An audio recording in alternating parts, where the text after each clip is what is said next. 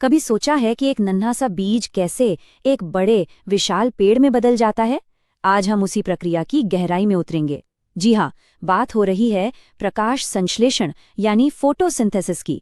ये वो प्रक्रिया है जो अदृश्य को दृश्यमान बनाती है और सच पूछिए तो हमारे इस ग्रह पर जीवन को मुमकिन भी बनाती है। ये सवाल सदियों तक वैज्ञानिकों के लिए एक पहेली बना रहा। सोचिए तो, एक विशाल पेड़, उसका इतना सारा वजन, उसका ढांचा, ये सब आता कहाँ से है? क्या वाकई सिर्फ हवा और धूप से? यही वो रहस्य है जिसकी पड़ताल हम आज करने वाले हैं। देखिए, प्रकाश संश्लेषण सिर्फ एक बायोलॉजिकल प्रोसेस नहीं है। इससे हमारे ग्रह का लाइफ सपोर्ट सिस्टम कहना ज्यादा सही होगा। ये कुदरत का एक ऐसा कमाल का जादू है जो सूरज की रोशनी को जीवन में बदल देता है। असल में धरती पर मौजूद लगभग हर जीव अपनी ऊर्जा के लिए सूर्य पर ही निर्भर है।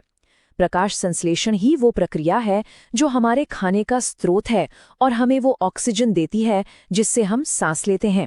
इसके बिना जीवन की कल्पना भी नहीं की जा सकती।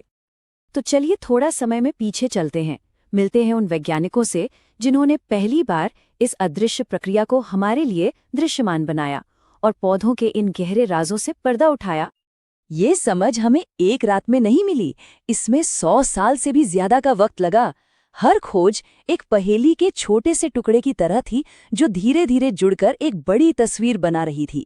1770 में प्रिस्टले की खोज से लेकर 1883 में एंगलमैन के प्रयोग तक हर कदम हमें सच्चाई के और करीब ले जा रहा था। प्रिस्टले का ये मशहूर बेल जार एक्सपेरिमेंट देखिए। एक बंद जार में मोमबत्ती बुझ गई, चूहा भी जिंदा नहीं रह पाया। मतलब दोनों ने हवा को खराब कर दिया। लेकिन जब उसी जार में एक पौधा रखा गया तो चूहा भी जिंदा रहा और मोमबत्ती भी जलती रही। इस सीधे साधे दिखने वाले प्रयोग ने एक बहुत बड़ा राज खोल दिया था। प्रीस्टले ने यह नतीजा निकाला कि पौधे हवा को फिर से ठीक कर देते हैं। उनकी इस बात ने आगे की रिसर्च के लिए दरवाजे खोल दिए।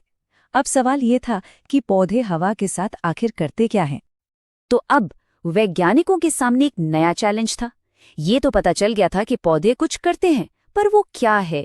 इस जीवन देने वाली रिएक्शन की सटीक रेसिपी क्या है? इसमें कौन कौन सी चीजें मिलती हैं?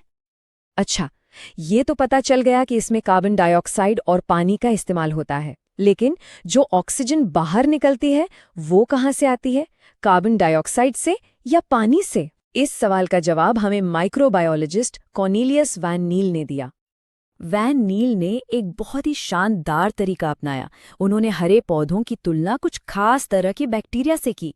उन्होंने देखा कि पौधे पानी यानी H2O का इस्तेमाल करते हैं और ऑक्सीजन छोड़ते हैं, वहीं सल्फर बैक्टीरिया हाइड्रोजन सल्फाइड यानी H2S का इस्तेमाल करते हैं और सल्फर छोड़ते हैं। बस यही पहेली सुलझ गई। इसका मतलब ऑक्सीजन पानी से ही आती है।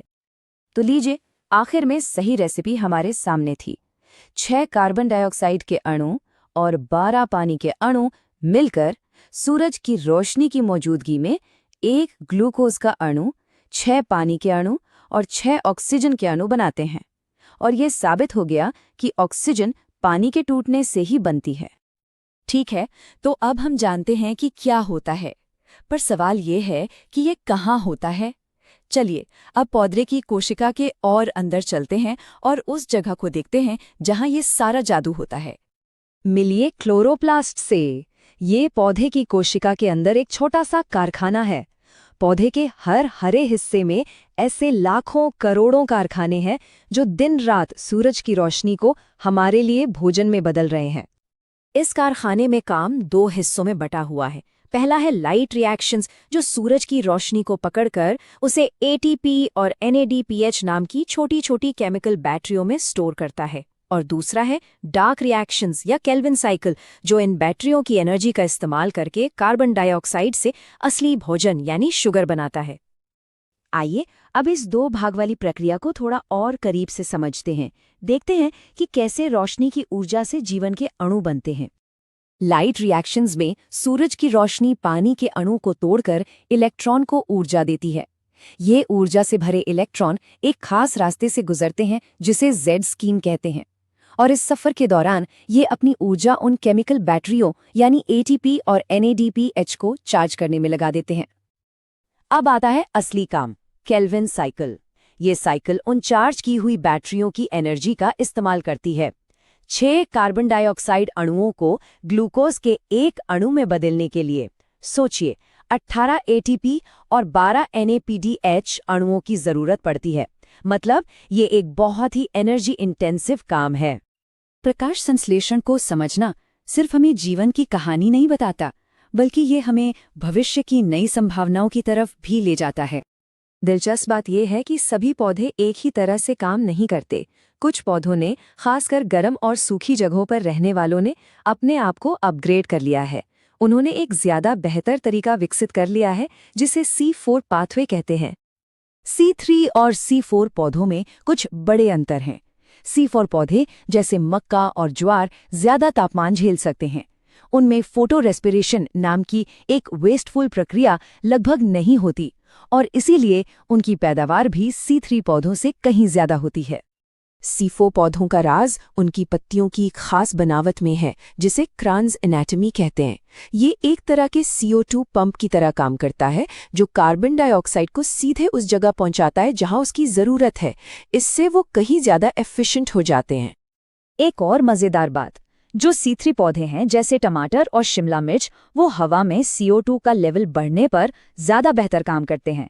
यही वजह है कि ग्रीन हाउस में खेती करने वाले किसान अक्सर पैदावार बढ़ाने के लिए हवा में एक्स्ट्रा CO2 डालते हैं। और अब एक ऐसा फैक्ट जो शायद आपको हैरान कर दे, ज्यादातर पौधों को अपना काम करने के लिए पूरी तेज धूप की जरूरत नहीं होती। पूरी धूप का सिर्फ 10% हिस्सा भी उनके लिए काफी है। इसका मतलब ये हुआ कि ज्यादातर समय प्रकाश संश्लेषण को धूप नहीं, बल्कि कार्बन डाइऑक्साइड की कमी रोकती है। तो प्रीस्टले के बेल जार से लेकर क्लोरोप्लास्ट की जटिल मशीनरी तक, हमने एक ऐसी छिपी हुई दुनिया को देखा जो हमारी पूरी दुनिया को चलाती है। ये हमें सोचने पर मजबूर करता है कि प्रकृति के अभी और कितने ही राज हैं जो बस उजागर होने का इंतजार कर रहे हैं। आज के लिए बस इतना ही।